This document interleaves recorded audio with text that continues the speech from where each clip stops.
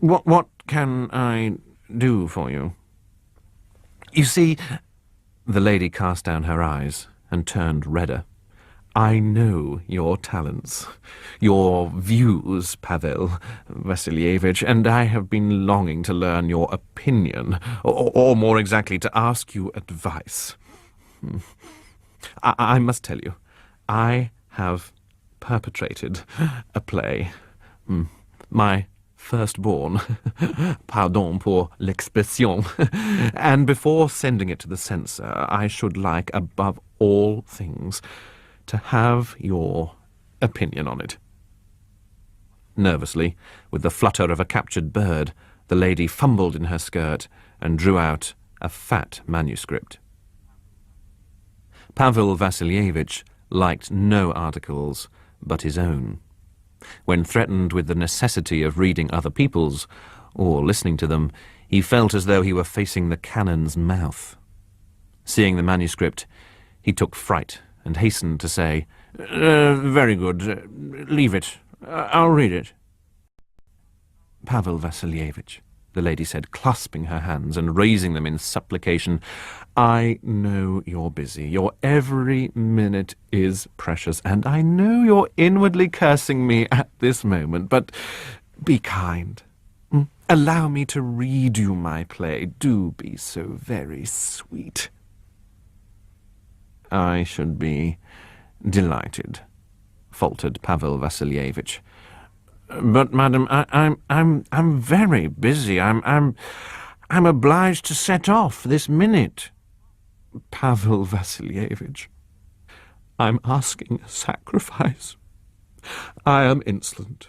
I am intrusive, but do be magnanimous. Tomorrow I'm leaving for Kazan, and I should like to know your opinion today. Grant me half an hour of your attention, only 1/2 hour, I implore you. Pavel Vassilievich was cotton wool at core, and could not refuse. When it seemed to him that the lady was about to burst into sobs and fall on her knees, he was overcome with confusion and muttered helplessly, Oh, very well. Certainly, I will listen. I'll give you half an hour. The lady gave a shriek of joy, took off her hat, and settling herself, began to read. At first she read a scene in which a footman and a housemaid, tidying up a sumptuous drawing-room, talked at length about their young lady, Anna Sergeyevna, who was building a school and a hospital in the village. When the footman had left the room, the maidservant pronounced a monologue to the effect that education is light and ignorance is darkness. Then Madame Murashkin brought the footman back into the drawing-room and set him uttering a long monologue concerning his master, the general, who disliked his daughter's views, intended to marry her to a rich Kammerjunker, and held that the salvation of the people lay in unadulterated ignorance. Then, when the servants had left the stage, the young lady herself appeared, and informed the audience that she had not slept all night, but had been thinking of Valentin Ivanovitch, who was the son of a poor teacher, and assisted his sick father gratuitously.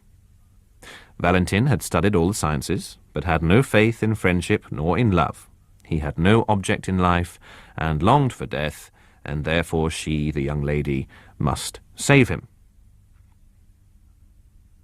Pavel Vassilievich listened and thought with yearning anguish of his sofa.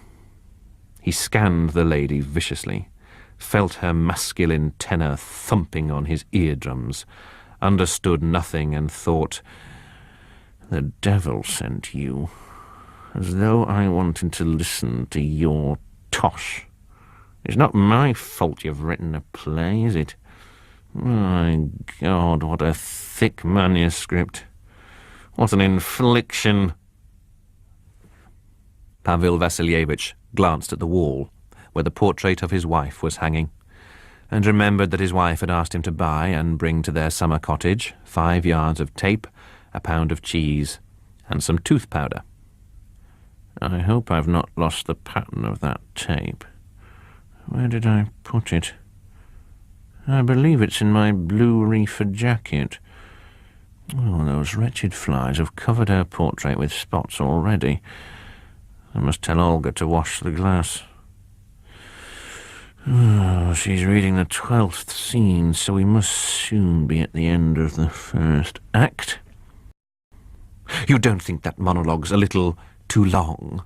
The lady asked suddenly, raising her eyes. Pavel Vassilievich had not heard the monologue. No, not at all. It's very nice. The lady beamed with happiness and continued reading. Anna, you are consumed by analysis. Too early you have ceased to live in the heart and have put your faith in the intellect. Valentin, what do you mean by the heart?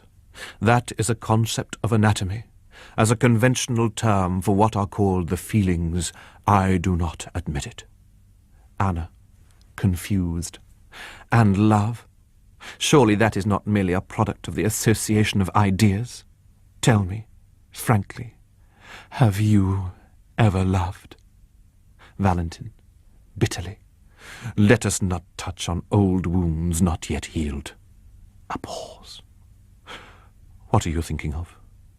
Anna, I believe you are unhappy.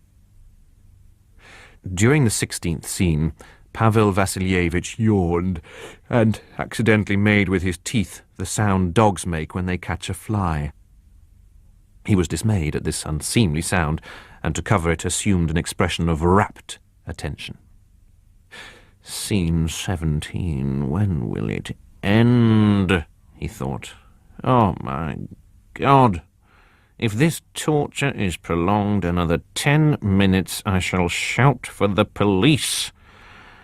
It's insufferable. But at last the lady began reading more loudly and more rapidly, and finally, raising her voice, she read, Curtain! Pavel Vassilievich uttered a faint sigh, and was about to get up, but the lady promptly turned the page and went on reading. Act 2. Scene, a village street. On right, school. On left, hospital. Villagers, male and female, sitting on the hospital steps. Excuse me, Pavel Vassilievich broke in. How many acts are there? 5, answered the lady. And at once, as though fearing her audience might escape her, she went on rapidly. Valentin is looking out of the schoolhouse window. In the background, villagers can be seen taking their goods to the inn. Like a man condemned to be executed, and convinced of the impossibility of a reprieve, Pavel Vassilievich gave up expecting the end, abandoned all hope, and simply tried to prevent his eyes from closing and to retain an expression of attention on his face. The lady's voice sounded in his ears.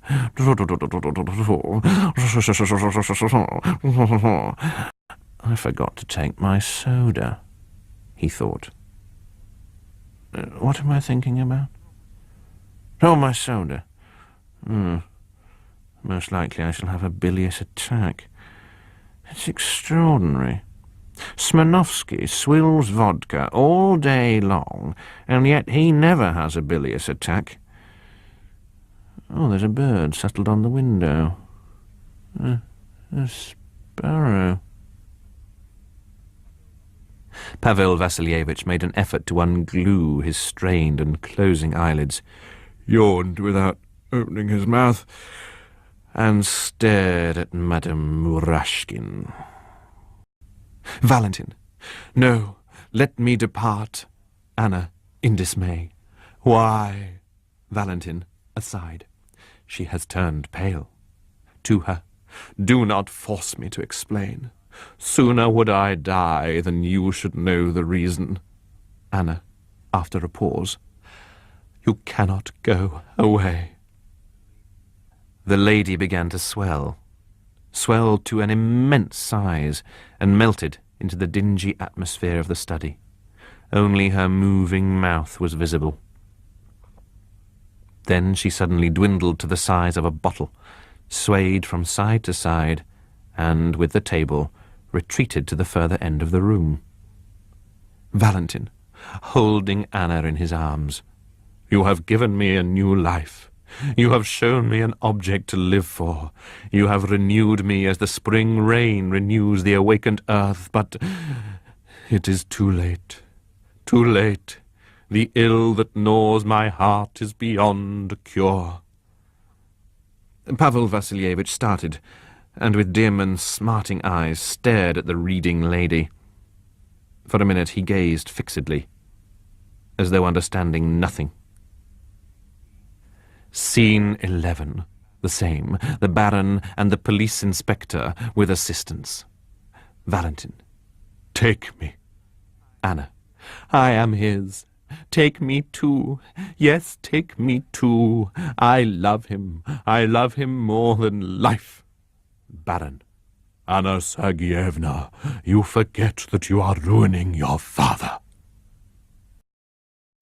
The lady began swelling again.